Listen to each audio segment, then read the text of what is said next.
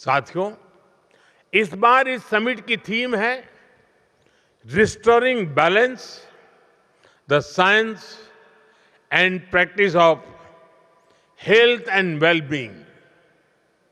Restoring balance ये holistic health का foundation thought रहा है।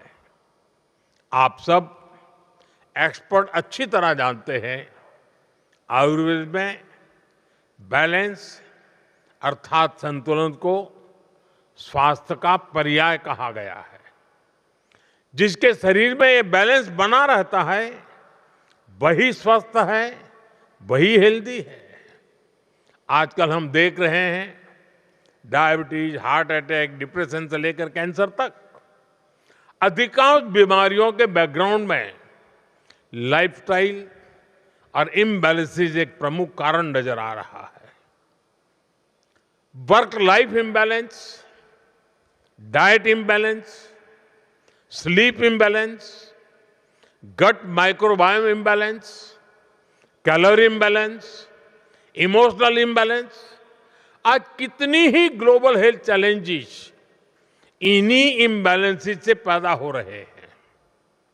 स्टडीज भी यही प्रूव कर रही है, डेटा भी यही बता रहा है कि आप सब हेल्थ एक्सपर्ट्स कहीं बेहतर इन बातों को समझते हैं।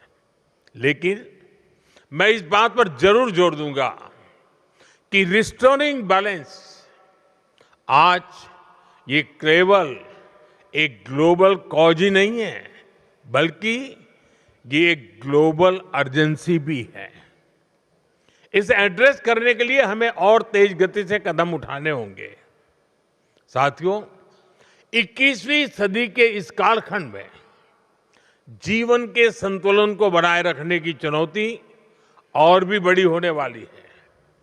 टेक्नोलॉजी के नए युग की दस्तक एआई और रोबोटिक्स के रूप में ह्यूमन हिस्ट्री का सबसे बड़ा बदलाव आने वाले वर्षों में जिंदगी जीने के हमारे तरीके अभूतपूर्व तरीके से बदलने वाले हैं।